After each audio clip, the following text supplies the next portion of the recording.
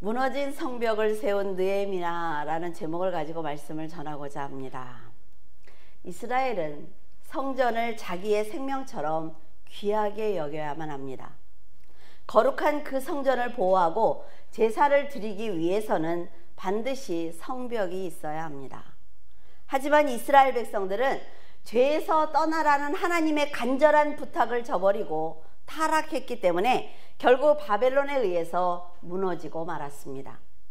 백성들은 대부분 성 밖에 살았으며 성벽으로 둘러싸인 성에는 성주와 세금을 내는 상인들과 군사들, 그리고 나라의 안위를 기원하며 제사를 드리는 사제 그룹이 살고 있었습니다. 백성들의 10%만 성 안에서 살고 있었고 다른 사람들은 성 밖에서 살고 있었어요. 그러니까 변두리라고 하죠. 그곳에 마을에 살다가 전쟁이 나면 성 안으로 백성들이 들어와서 적군을 물리치기 위해 힘을 합하였습니다.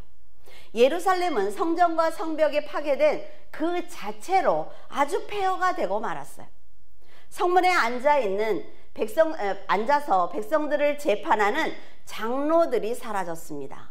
우리 롯을 보면은 성문 앞에 앉아 있잖아요. 그 사람이 재판을 하느라고 거기 앉아 있는 거예요. 그래서 성벽이 있고 성문이 있어야 백성들이 재판을 받을 곳이 있는 것입니다. 그런데 성벽이 없으니까 백성들이 재판을 받을 수가 없단 말이죠. 하나님께 제사를 드리던 제사장들도 모두 다 포로로 끌려갔으므로 그들의 모든 삶은 무너지고 말았습니다. 성 안에 살던 사람들이 포로로 끌려간 것을 보면 성 밖에 있던 백성들이 얼마나 정복자들에 의해서 비참하게 살해를 당했을지 우리는 알 수가 있단 말이죠.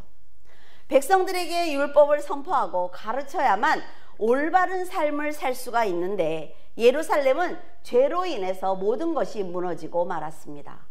우리도 교회에 모여서 함께 예배를 드리고 찬양하며 하나님의 말씀을 들어야 한단 말이죠. 그러나 우리 기독교인들의 죄로 인해서 우리는 교회에서 예배를 드릴 수 없는 이런 고난을 지금 당하고 있습니다. 그러니까 지금 정치하는 사람들 욕할 것 없다 말이죠. 하나님께서 왜 그런 권력자를 세워서 우리가 예배를 드릴 수 없는 이 상황을 우리에게 주셨는가를 생각해 봐야 합니다. 하나님께서 이스라엘을 향해 그들의 죄를 여러 번 경고하셨지만 그들이 불순종하자 바벨론의 포로가 되게 하셨습니다. 70년이라는 긴 세월 동안 그들은 하나님께 제사를 드릴 수가 없었고 그리운 고국으로도 갈 수가 없었어요. 그러나 하나님께서 바벨론을 멸망시킨 후 바사 제국, 그러니까 페르시아의 첫 왕인 고레스에게 감동을 주셔서 70년 후에 예루살렘으로 귀환시키겠다라는 약속을 성취하셨습니다. 느헤미야의 이름은 여호와께 위로를 받는다라는 뜻을 가지고 있습니다. 그는 BC 464년에서 424년경의 시대의 인물로서 바사왕 아닥사스다가 통치할 때 예루살렘 총독으로 부임을 해서 성벽을 재건했습니다. 그는 아닥사스다 제20년 길스르월에 수상궁에 그는 있었어요. 그런데 유다에 살던 동생 하나니가 와서 성전이 무너진 고국의 처참한 상황을 모두 다 알려주었습니다. 예루살렘 성이 허물어지고 성문이 다 불탔다라는 소식을 들은 느헤미야는 그날부터 금식하며 기도하기 시작을 했습니다. 그동안 하나님께서 경고하시길 너희들이 계명과 율례와 규례를 지키지 않는다면 너희들을 여러 나라에 흩어버릴 거야. 그러니까 빨리 돌이켜라고 말씀을 하셨지만 유다가 돌이키지 않았다는 것을 예레미야는 알고 있었습니다. 우상과 쾌락으로 타락한 유다가 하나님께 고난을 받는 것이 마땅하지만 그래도 자기의 나라라 말이죠. 그러니까 눈물로 예루살렘으로 돌아가서 성전과 성벽을 재건하게 해주십시오라는 기도를 계속해서 드리기 시작을 했습니다. 느헤미야가 기도한 지 넉 달 만에 하나님께서 응답을 하셨어요. 넉 달이라는 시간은요, 여러분, 짧은 시간이 아닙니다. 우리가 어떤 목적을 가지고 기도를 할 때 우리는 한 2, 3일만 하면 하나님이 응답을 하셔야 된다고 생각을 한단 말이죠. 그러나 5년 뒤에 10년 뒤에 응답을 하실 수가 있습니다. 아닥사스다 왕 제20년 니산월에 왕은 얼굴에 수심이 가득한 느헤미야를 보면서 왜 그렇게 수심이 가득하냐고 물어보았습니다. 하지만 자기 나라를 정복한, 그리고 그 성벽을 다 무너뜨린 정복자란 말이죠. 그 정복자에게 우리나라에 지금 성벽조차 없습니다라는 말을 할 수가 없는 거예요. 그러니까 그는 하나님께 잠시 묵도하고 나서 왕이 만일 나를 좋게 여기신다면 유다로 보내주셔서 성을 건축하게 해주시면 어떻겠습니까? 라는 건의를 드립니다. 왕은 흔쾌히 허락을 했고 유다로 안전하게 갈 수 있도록 조서까지 내려주었어요. 그 후에 고레스 왕에 의해 포로들이 귀환하는 놀라운 축복을 받게 된 것입니다. 스룹바벨과 에스라는 1차, 2차 포로 귀환 때 고국으로 돌아와서 성전을 재건하는 일에 힘썼어요. 그리고 느헤미야는 성벽을 재건하는 일에 힘썼습니다. 다윗의 후손인 스룹바벨의 영도하에 이스라엘 백성이 하나가 돼서 자신들의 죄로 인해 황폐해져 버린 성전을 재건하기 시작을 했습니다. 느헤미야는 성곽 재건에 힘쓴 다음에 안식일을 준수하는 문제, 그리고 이방 여인과 결혼한 그 자폰 문제, 그리고 레위인의 급여를 중단한 그런 문제에 대해서 그런 왜곡된 부분을 고쳐나가기 시작을 한 거예요. 성전을 재건하는 사역은 하나님의 섭리와 백성의 전폭적인 헌신을 통해서 진행되었습니다. 백성들은 성전을 재건하면서 나라가 얼마나 소중한지 깨닫기 시작을 했단 말이죠. 나라를 빼앗기면 신앙을 지킬 수 없다는 것을 깨닫기 시작을 한 것입니다.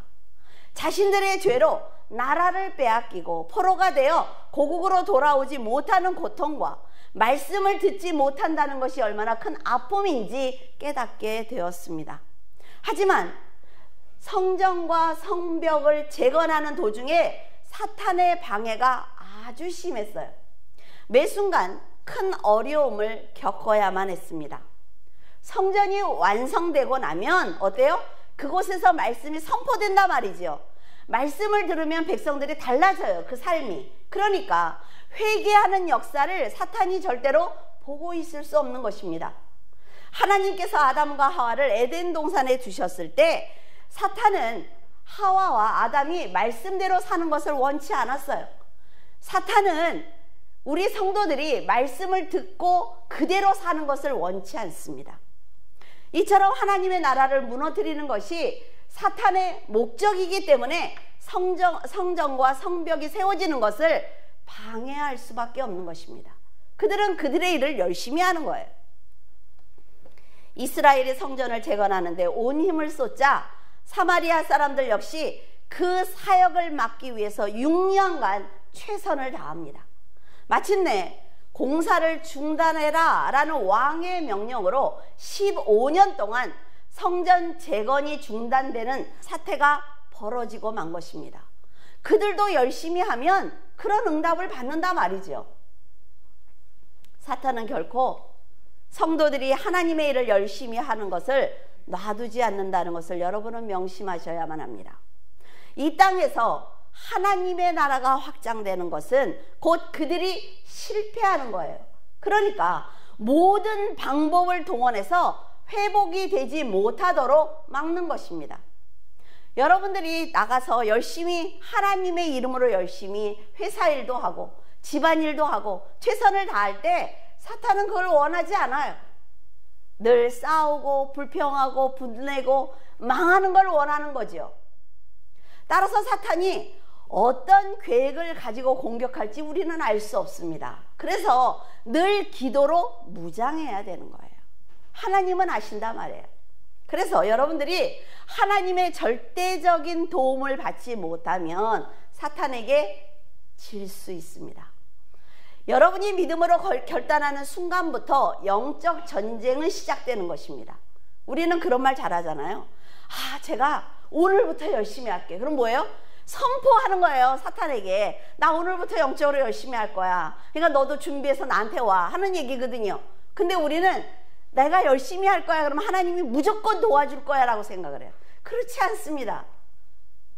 예수 그리스도를 영접한 후에 육적인 삶을 살고 있다면 사탄이 승리한 것입니다.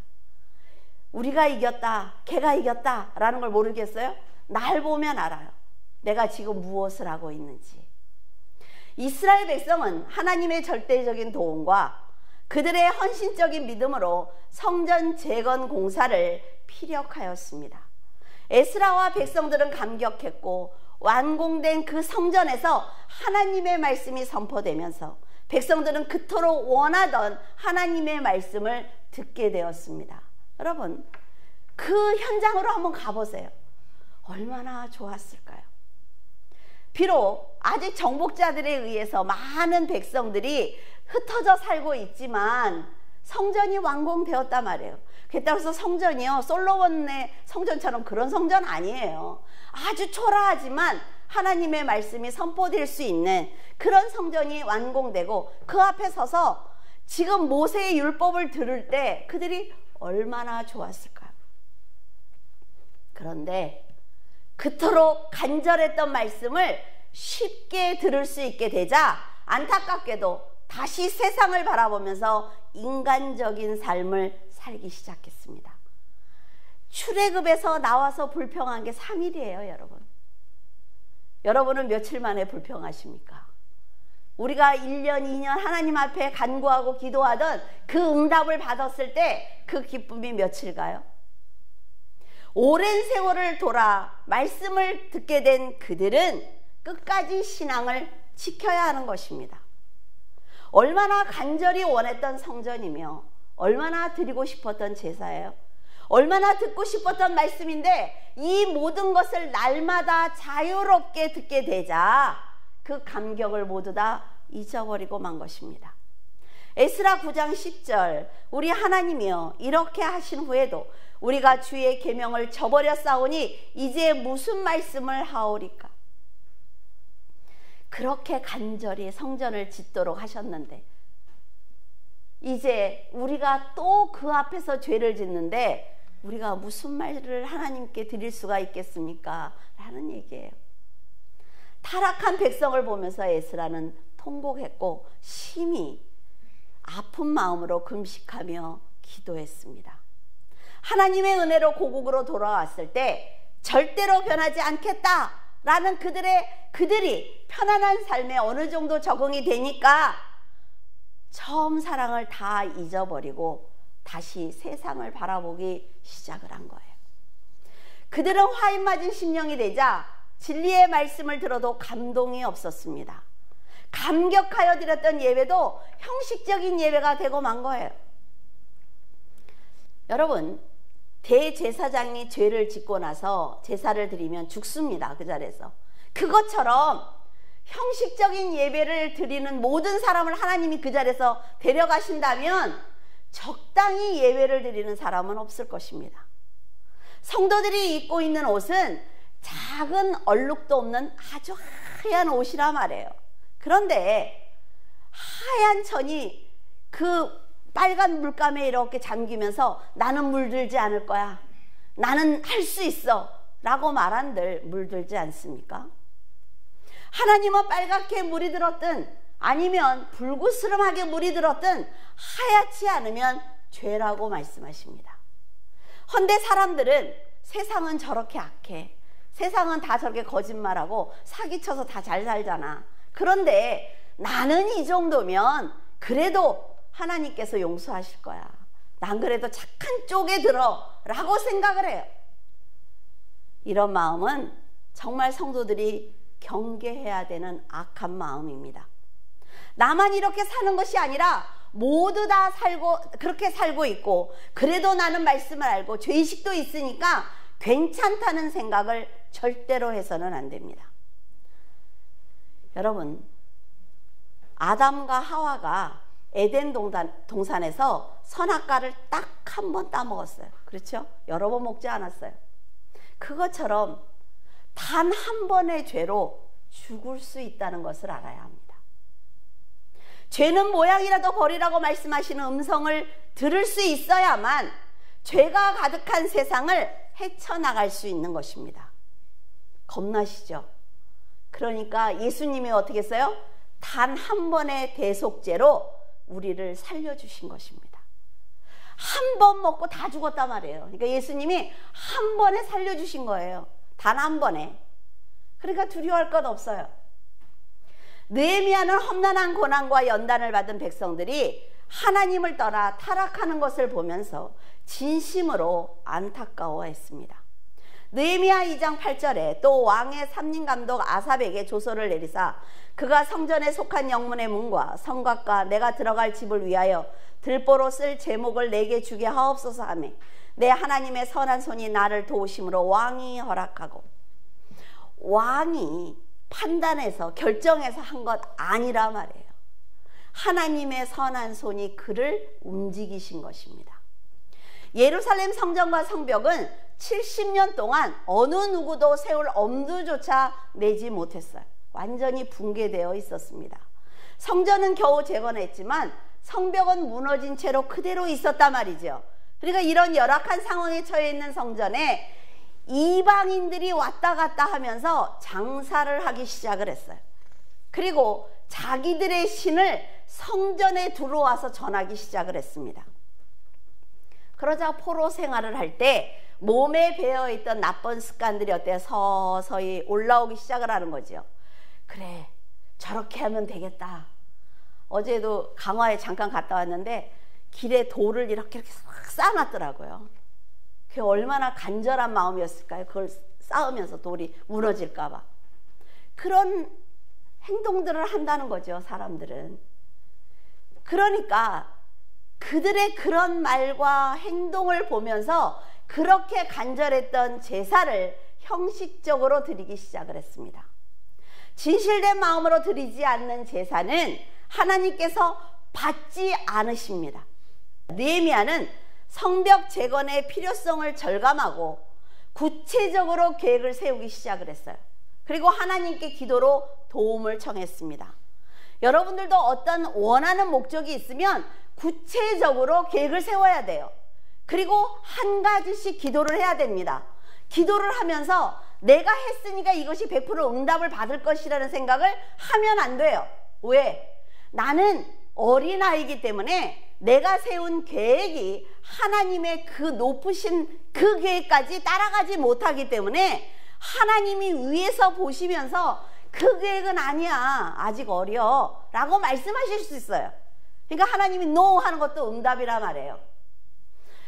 느헤미야는 밤에 우리 아까 본문 읽었죠. 혼자 다니면서 다 살피는 것입니다. 아무도 모르게. 이게 지도자예요. 다 살피면서 내가 어떻게 해야 이 일을 끝까지 마무리 지을 수 있는가를 생각하기 시작을 한 거지요. 성벽은 성전을 보호하는 역할을 할 뿐 아니라 악한 영과 악한 자의 침입을 막아주는 아주 중요한 역할을 합니다. 그래서 성벽을 세우는 일이 아주 시급한 거예요. 고린도전서 3장 16절에 너희는 너희가 하나님의 성전인 것과 하나님의 성령께서 너희 안에 계시는 것을 알지 못하느냐. 예수님께서는 자신이 성전이라고 하셨어요. 그리고 나서 너희들도 성전이야. 왜? 하나님의 성령이 너희와 함께 계시기 때문에 너희도 성전이야 라고 말씀을 하셨죠. 그래서 성도들은 하나님께서 임재하고 계신 성전이기 때문에 그 성전을 보호하기 위해서는 반드시 성벽을 만들어야만 합니다.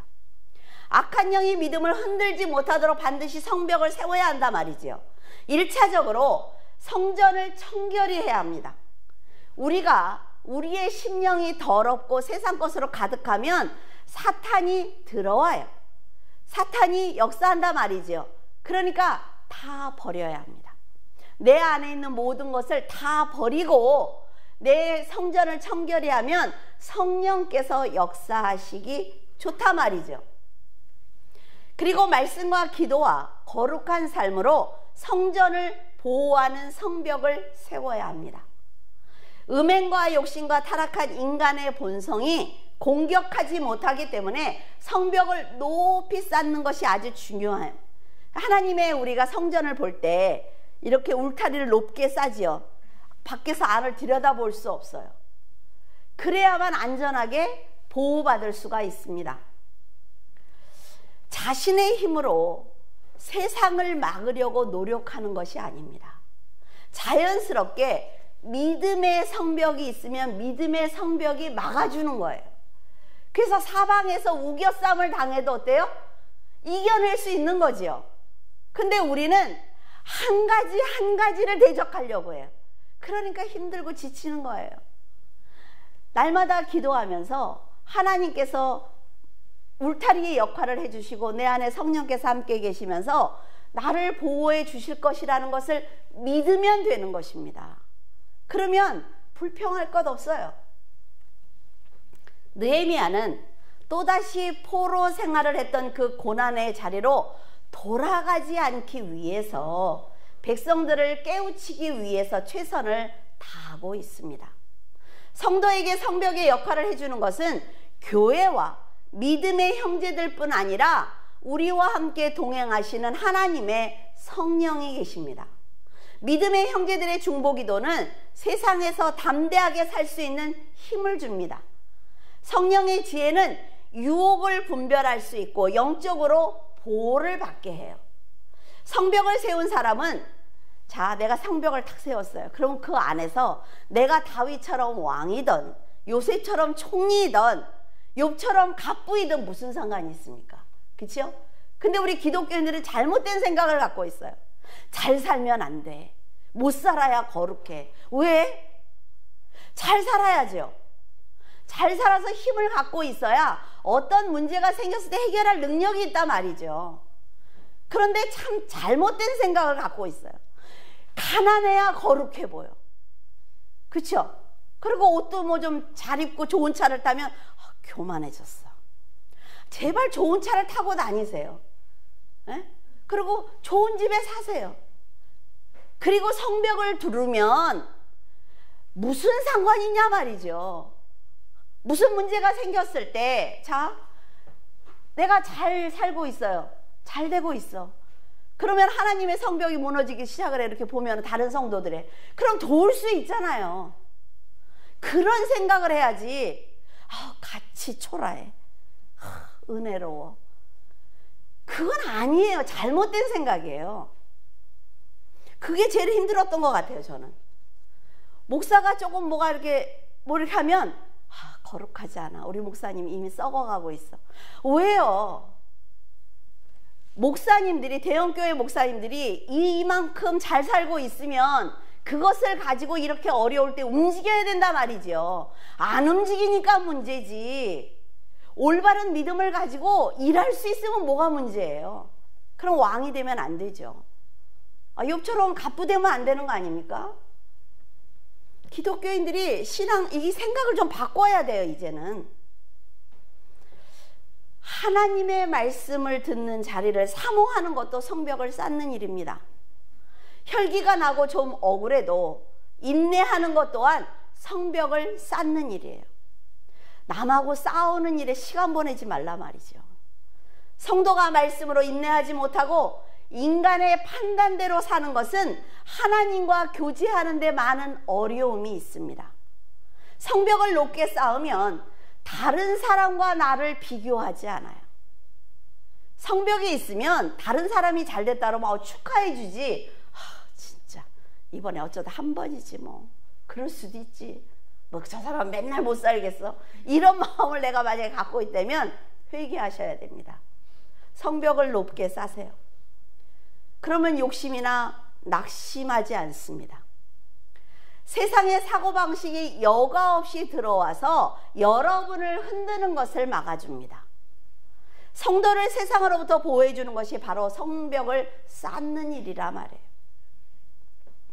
영적으로 깊은 진리를 아는 느헤미야는 성벽이 없어서 이방인들에게 휘둘리고 있는 백성들이 가엾다는 생각을 했어요. 그러나 인간의 힘으로 되는 것이 아니기 때문에 느헤미야는 하나님께 이 나라와 이 민족을 보호해달라고 간절히 기도드렸습니다. 느헤미야가 성벽을 위해서 기도하기 시작한 때는 에스더 사건, 그러니까 불임절 일어난 기념하는 그날 29년 후에요. 그러니까 그동안 이스라엘 백성들이 정신 못 차렸다는 걸 알 수 있겠죠. 기도는 하나님의 능력을 덧입는 능력입니다. 방언을 하고 하나님의 음성을 듣고 이게 능력이 아니에요. 하나님의 능력을 덧입는 것입니다. 그래서 여러분이 생각만 해도 하나님이 움직여 주시고 하나님이 도와주시고 이것이 능력이에요. 어느 시대를 막론하고 기도는 언제나 모든 문제를 해결하는 해결책이었습니다. 여러분들이 회사의 문제가 어렵고 저 사람 때문에 너무 괴롭고 내가 지금 상황이 너무 힘들다고 하면 기도하시라 말이에요. 그 모든 것을 해결해 주시는 분은 하나님이고 해결책을 하나님이 가지고 있다는데 우리는 머리를 싸매고 고민할지언정 기도는 하지 않습니다. 왜? 버리는 시간 같아요. 기도한들 뭐해? 하나님이 이거를 나도 못하는데 하나님이 하신다고 이런 생각을 한단 말이에요. 기도는 믿음의 성벽을 쌓는 데 필요한 물자와 사람을 공급하시는 하나님의 마음을 움직입니다. 여러분, 절대로 안 되는 일이에요. 절대로 안 되는 일. 그런데 기도에서 하나님의 마음을 움직여 보시라 말이죠. 그리고 대적의 계략을 무너뜨려 보세요. 그러면 나는 그냥 입만 달싹거리고 앉아서 기도했는데 이 모든 상황들이 변한단 말이죠. 그걸 보면서 가는 게 성도의 특권이에요. 여러분도 오늘부터 성전과 성벽을 완벽하게 쌓기 위해서 간절한 마음으로 기도하시기를 바랍니다. 틀림없이 하나님께서 내가 네 기도를 들었어. 그러니까 내가 지금 이렇게 역사하는 거 너 보고 있니? 말씀하실 거예요. 또 귀로 안 들린다고 아유 하나님 안 하시나 보다 이러지 말고 이 상황을 보라고요. 나를 괴롭혔던 사람이 변화하고 아니면 그 사람이 절대로 안 변하면요 어떻게 하시는지 하나님 잘라버려요. 내쫓아버려 그 자리에서. 그 정도의 능력은 갖고 있어야 되잖아요. 그렇죠? 나도 잘못하면서 꼭 이래요. 느헤미야는 비록 총리였지만 자기가 포로라는 것을 잊지 않습니다. 그래서 겸손한 거예요. 자기가 포로고 이스라엘 백성이라는 것을 알기 때문에 그는 절대로 교만한 삶을 살지 않았습니다. 여러분, 세상에서 잘 되거든 교만하지 마세요. 패망의 선봉입니다. 저는 너무 안타까울 때가 있어요. 기도를 부탁을 하면 막 기도하잖아요. 다 잘 돼. 근데 꼭 교만해서 넘어져. 더 올라갈 때가 있지 않아요? 뭐 잘나게 그거 받고 교만해져. 더 올라가야지. 그런데 가장 중요한 것은 지도자가 먼저 깨끗해야만 백성들이 올바른 삶을 살 수 있는 것입니다. 그래서 느헤미야가 정결하게 살기 위해서 노력하는 것입니다. 느헤미야는 이를 추진함에 있어 결단력이 있었어요. 그리고 치밀함이 있었습니다. 그리고 친화력이 있었어요. 그래서 사람과 환경을 잘 이용해서 사람들을 세워주고 이끌어가는 아주 지혜로운 사람이었습니다. 사람들을 대할 때 신앙과 인격과 지혜를 가지고 대한단 말이죠. 자, 제가 나보다 아래야. 신앙도 내가 위지. 회사에서도 내가 위야. 함부로 대하면 안 돼요. 항상 그 사람에게 내 신앙을 보여주고 그 사람을 인격적으로 대하고 지혜롭게 이끌어갈 때 그 사람이 내 동역자가 되는 것입니다. 세상에서 지도자가 된다는 것은 여러분 결코 쉬운 일이 아닙니다. 그런데 하나님의 일을 감당하는 지도자가 된다는 것은 더욱 어려운 일이에요. 왜냐하면 자기의 각고의 노력과 희생 없이 자기 성찰 없이는 올바른 지도자가 될 수 없기 때문입니다. 가정도 마찬가지입니다. 내 가정에서 내가 이런 노력 없이 존경받는 가장이 될 수 없단 말이죠. 세상의 지도자는 적당히 허물이 있어도 사람들에게 이익을 남겨주면 불평하면서도 따라옵니다. 그러나 하나님의 일을 감당하는 지도자는 신앙과 인격과 재능을 갖추고 있어야 할 뿐 아니라 영혼을 구원해야 되는 막중한 사명을 갖고 있어요. 그 사람의 영혼을 넘어뜨리면 하나님께 가서 계산해야 된단 말이죠. 그래서 하나님의 관계를 생각해서 더 잘해야만 합니다. 지금 느헤미야는 포로로 끌려간 원수의 나라에서 수를 담당하는 그 총리의 자리에 올랐지만 한 번도 믿음을 버리지 않았습니다. 그리고 세상에서 받은 총리의 직분도 잘 감당했어요. 세상에 나가서요, 맡겨진 일을 잘해야 합니다. 아우, 쟤는 일만 주면 망쳐. 이러면 안 돼요. 그 사람한테 전도해보세요. 됩니까? 쟤는 일을 주면 진짜 잘해. 그럴 때 아우, 하나님이 저에게 지혜를 주셨어요. 이게 좀 잘난 체를 할 수 있잖아요. 그가 총리라는 높은 지위에 있었기 때문에 세상을 다스리는 왕의 도움을 받을 수가 있었던 것입니다. 예루살렘 성벽을 52일 만에 완성한 것입니다. 이건 대단한 거예요, 여러분. 그래서 성도들은 세상에서도 맡은 책임을 잘 감당해야 하며 높은 자리에서 하나님의 선하심을 전하기 위해서 힘을 가져야만 합니다. 못 살지 마세요. 잘 사세요. 만약 느헤미야가 책임감도 없고 게으르다고 생각을 해보세요. 그러면요, 사람들이 인정하고 존경하지 않습니다. 그러면 왕의 신뢰도 받을 수가 없어요. 우리도 느헤미야처럼 안으로는 믿음으로 바로 서서 자신의 영혼과 다른 사람들의 영혼을 세워나가야 합니다. 그리고 밖으로는 성벽을 세워서 그 영혼들을 지키는 울타리의 역할도 해줘야 하는 것입니다. 느헤미야 3장 4절, 그 다음은 학고스의 손자 우리아의 아들 무레못이 중수하였고 그 다음은 무세사벨의 손자 베레기야의 아들 무술람이 중수하였고 그 다음은 바하나의 아들 사독이 중수하였고. 느헤미야는 백성들이 성벽을 쌓을 수 있도록 일을 분단시켰습니다. 그 다음은 무레못, 그 다음은 무술람, 그 다음은 사독, 이런 식으로 백성들에게 일을 잘 나누어주는 리더십을 가지고 있었어요. 그래서 3km, 4km 정도 된다고 그래요, 성벽이. 그걸 52일 만에 쌓은 것입니다. 이건 굉장하지 않습니까? 이것이 바로 느헤미야의 지혜입니다. 돈이 있는 사람이나 권력 있는 사람들은 쉬게 해주고 힘이 없고 가난한 백성들만 일방적으로 일을 시키는 것이 아니라 백성들이 모두 자기의 자리에서 자기에게 분단된 만큼 일할 수 있도록 도와준 거예요. 이처럼 교회 일은 혼자서 감당할 수 없습니다. 목회자와 직분자 그리고 성도들이 함께 헌신하면서 자기의 달란트대로 일할 때 하나님의 나라가 확장되는 것입니다. 이런 모습이 머리 대신 예수 그리스도의 지체들이 교회를 성장시키는 능력이 되는 거예요. 교회가 이렇게 든든히 서기 위해서는 말씀의 성벽과 기도의 성벽과 헌신의 성벽이 서야만 합니다. 산발락과 도비아와 아라비아 사람들과 암몬 사람들이 예루살렘 성이 중수되고 있다는 소리를 들었어요. 그러니까 이 사람들이 분한 마음을 가졌습니다. 그리고 성전을 그 공격했던 것처럼 이번에도 공격을 하자라는 계획을 세웁니다. 또다시 사탄의 공격이 시작이 된 것입니다.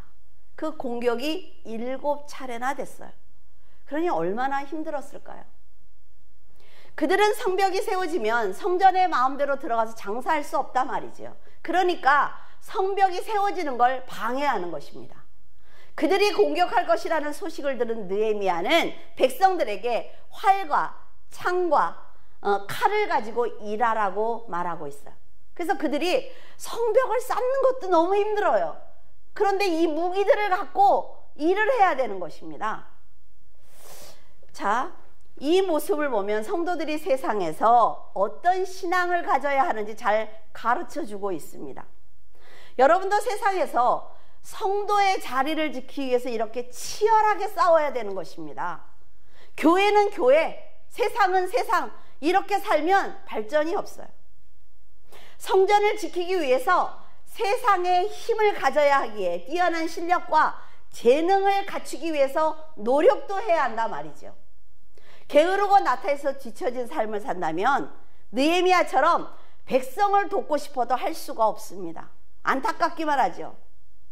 하나님께서 주신 사명도 감당할 수가 없어요. 주어진 모든 일에 그래서 열심을 다해야 하는 것입니다. 공부해야 된다 말이죠. 하나님이 알아서 하시겠지, 도와주시겠지, 인도하시겠지, 천만에요. 하나님은요, 그 사람을 도와줄 이유가 없습니다. 제발 이것 좀 알았으면 좋겠어요. 내가 교회를 다녀주니까, 내가 지금 몇십 년을 신앙생활을 했는데 하나님이 나한테 하시겠지, 내가 지금까지 이렇게 교회를 다녔으니까 내 자녀들이 잘 되겠지, 천만에요. 왜? 목숨을 다해서 열심히 하는 사람들이 더 많단 말이에요. 그 사람들을 도와주죠. 제가 지금 드리는 말씀은 세상에서 돈과 권력을 가져야 된다는 말씀과 다른 말씀입니다. 육적으로 게으르고 영적으로 무지하면 판단력이 흐려져서 사탄이 공격을 해도 그것을 분별할 수가 없어요.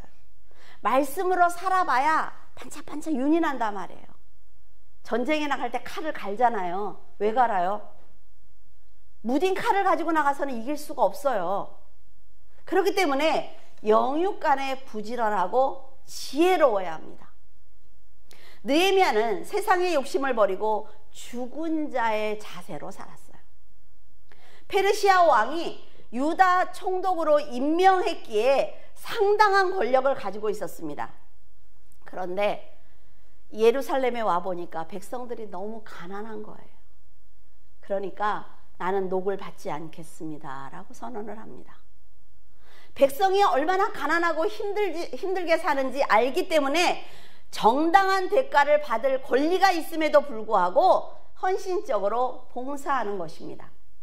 총리 자리에서 누릴 수 있는 것을 다 포기한다는 것은 죽은 자의 자세로 살지 않으면 절대로 할 수 없는 일입니다. 유다 총독으로서 백성을 돕고 섬기며 성벽을 쌓는데 솔선수범한 것은 느헤미야가 하나님께서 살아계시며 역사하시는 분이라는 것을 믿었기 때문이에요. 성벽이 모두 완성되고 나자 에스라 선지자는 그때 어때요? 강대상이 처음 생겼죠. 성전에서 모세의 율법책으로 설교하기 시작을 했어요. 튼튼한 성벽 때문에 이방인이 들어오지 못하는 거룩한 성전, 안전한 성전에서 말씀이 선포된 것입니다. 에스라를 통해 율법을 들은 백성들은 올바른 삶을 살기 시작했습니다. 변화받았어요. 이것을 보면 말씀을 듣고 깨달아야만 사람이 변화되는구나 라는 것을 알 수 있습니다. 내가 지금 변화되지 않고 몇십 년 전부터 몇 년 전부터 그 행동을 똑같이 하고 있다면 나는 말씀을 깨닫지 못한 것입니다. 혹시 여러분의 성전은 성벽이 없어서 세상의 욕심과 정욕이 쉽게 드나들지는 않습니까? 세상의 우상들이 성 안에 들어오지 않는지 잘 살펴야 한단 말이죠. 이것은 모두 성전을 보호하는 성벽이 없기 때문에 일어난 일입니다. 우리는 이미 세상의 끝을 보고 가는 하나님의 자녀들이에요. 세상과 사탄과 우리의 인생이 어떻게 끝날 건지 모두 알고 있는 우리 성도들이 사탄의 공격에 무너지고 유혹을 받으면 흔들린다면 하나님께서 아무리 도와줘도 이겨낼 수 없습니다. 느헤미야가 죽어야만 사는 나라에서 멋진 승리를 이루어낸 것처럼 여러분도 세상을 향해 죽은 자로 하나님 안에서는 부활한 자로 살아내면서 승리의 모습을 보여드리기를 바랍니다. 여러분은 할 수 있습니다. 느헤미야처럼 하나님의 뜻을 깨닫고 믿음을 온전히 세우며 하나님께 충성하는 하나님의 백성이기 때문입니다. 오직 하나님의 말씀을 위해서 정복자인 바사왕에게 자기 나라로 돌아가게 해달라는 허락을 받는 담대한 용기가 있었어요. 왜요? 나는 죽었으니까. 그러니까 에스더처럼 말할 수 있는 거죠. 믿음의 사람들이 하는 행동은 다 똑같단 말이죠. 그것처럼 여러분의 심령을 청결하게 하며 거룩한 삶을 통해 세상에 복음을 전하기를 간절히 부탁을 드립니다. 기도하겠습니다. 살아서 역사하시는 하나님, 은혜를 감사를 드립니다. 하나님 아버지께서는 좌우로 치우치지 말고 진리의 길로 가라고 말씀하시지만 저희들이 하나님을 인정하지 않기에 좌우로 흔들리고 넘어지고 있습니다. 그러나 느헤미야의 모습을 보면서 그것도 자신을 정복하고 자신들을 괴롭히는 그 약탈자들 앞에 감히 나라로 돌아가 나라를 재건하고 싶다는 말을 하는 그 느헤미야를 보면서 하나님, 저희들도 이 나라와 이 민족을 위해서 기도하기를 원합니다.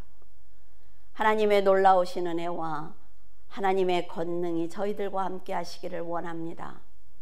그래서 온 교회가 찬양이 넘치게 하시고 온 교회가 하나님 아버지 회복하는 역사가 일어나게 하시며 성도들이 성벽을 둘러 하나님 아버지의 말씀을 보호하는 하나님 놀라운 기적이 이 땅에서 일어나기를 원합니다. 하나님 아버지, 귀한 성도들을 축복하여 주시옵소서. 하나님 아버지, 너무나 고통스러운 아버지 코로나19로 인해 모두가 손발이 묶여 있는 가운데 있습니다. 하나님, 일상적인 생활을 하게 하시고 아버지 하나님께서 전염병을 물리쳐 주신 구약의 놀라운 역사를 저희들은 알고 있사오니 아버지 하나님께서 이 나라 이 땅 그리고 전 세계를 하나님 치료해 주시옵소서. 모든 생명을 하나님 지켜보호하여 주시옵시고 지금도 너무나 많은 사람들이 생명을 잃는 가운데 있사오니 아버지 하나님께서 친히 안수하시고 하나님 세워주셔서 아버지 세상이 모두가 성령으로 충만하여 하나님께 기도하는 놀라운 기회를 저희들에게 한 번 더 허락해 주시옵소서. 귀한 하나님, 물줄기 교회의 식구들 아버지 지켜보호하여 주시고 가정마다 함께 하시며 하나님 아버지 용기와 하나님 지혜를 가지고 능히 세상을 이겨낼 수 있도록 하나님 도와주시옵소서.